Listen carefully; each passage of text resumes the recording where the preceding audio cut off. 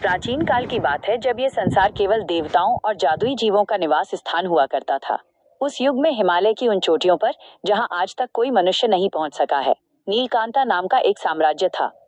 इस साम्राज्य की विशेषता ये थी कि यहाँ की भूमि स्वर्ण से बनी थी और यहाँ के झरने अमृत उगलते थे।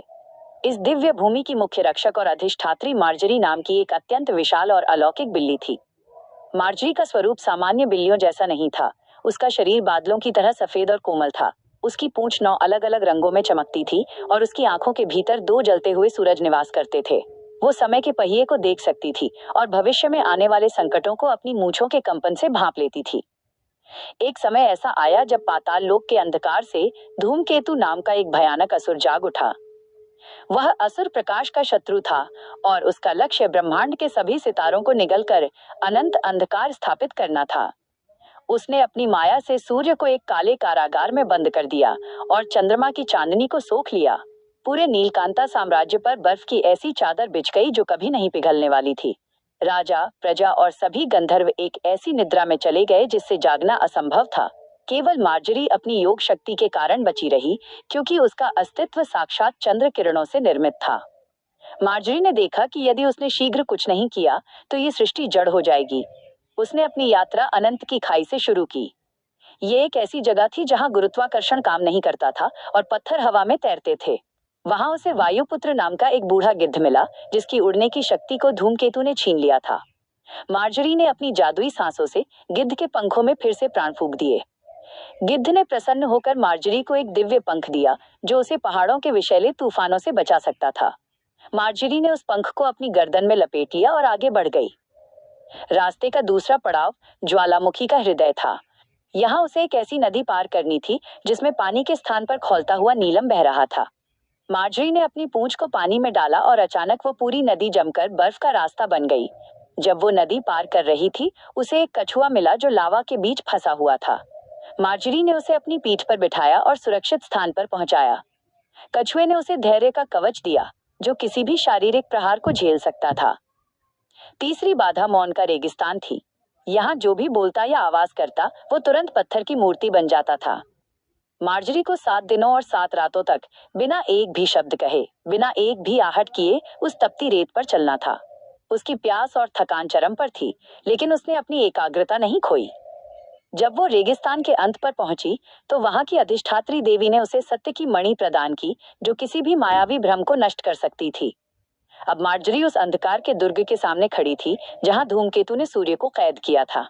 दुर्ग की दीवारें अभेद्य थीं और हजारों छाया सैनिक पहरा दे रहे थे। मार्जरी ने अपनी 9 रंगों वाली पूंछ को घुमाया और एक ऐसा इंद्रधनुषी जाल बुना कि सभी सैनिक उस सौंदर्य को देखकर सम्मोहित हो गए। वह चुपके से दुर्ग के सबसे ऊंचे शिखर पर पहुंची। वहां धूमकेतु अपनी काली साधना कर रहा था। जैसे ही उसने मार्जरी को देखा, उसने अपनी माया से हजारों विशाल चूहे पैदा कर दिए जो आग उगल रहे थे। मार्जरी डरी नहीं। उसने अपनी आंखों के भीतर छिपे उन 2 सूर्यों की शक्ति को जागृत किया। उसकी आंखों से निकलने वाली किरणों ने उन सभी मायावी चूहों को भस्म कर दिया। धूमकेतु ने स्वयं युद्ध का मोर्चा संभाला। उसने मार्जरी पर बिजली की कड़क से वार किया, लेकिन कछुए के दिए धैर्य के कवच ने उसे बचा लिया। अंत में मार्जरी ने सत्य की मणि को अपने माथे पर रखा और एक ऐसी हुंकार म्याऊं भरी कि पूरे ब्रह्मांड की दिशाएं कांप उठीं। उस ध्वनि की तरंगों ने धूमकेतु के काले साम्राज्य को शीशे की तरह चकनाचूर कर दिया। सूर्य के कारागार का ताला टूट गया और सुनहरी किरणें फिर से ब्रह्मांड में फैल गईं। नीलकांता साम्राज्य की बर्फ पिघल गई, झरने फिर से संगीत गाने लगे और सोए हुए लोग जाग उठे। मार्जरी ने अपनी शक्ति से न केवल अपने साम्राज्य को बल्कि पूरी सृष्टि को जीवन दान दिया। देवताओं ने स्वर्ग से फूलों की वर्षा की और मार्जरी को नक्षत्र रानी की पदवी दी गई। आज भी जब हिमालय की वादियों में आधी रात को बिजली चमकती है और आसमान अचानक सुनहरा हो जाता है तो लोग कहते हैं कि वो मार्जरी अपनी पूंछ लहरा रही है। वो बिल्ली आज भी गुप्त रूप से दुनिया के किसी कोने में बैठी है, अपनी जादुई आंखों से ब्रह्मांड के संतुलन को देख रही है। उसकी कहानी ये सिखाती है कि चाहे शत्रु कितना भी विशाल क्यों न हो, यदि आपके पास बुद्धि, धैर्य और दूसरों के प्रति करुणा है तो आप नियति को भी बदल सकते हैं। मार्जरी का नाम आज भी उन प्राचीन ग्रंथों में स्वर्ण अक्षरों में लिखा है जो समय के साथ विलुप्त हो गए, लेकिन उसकी वीरता की गूंज आज भी प्रकृति के कण कण में विद्यमान है।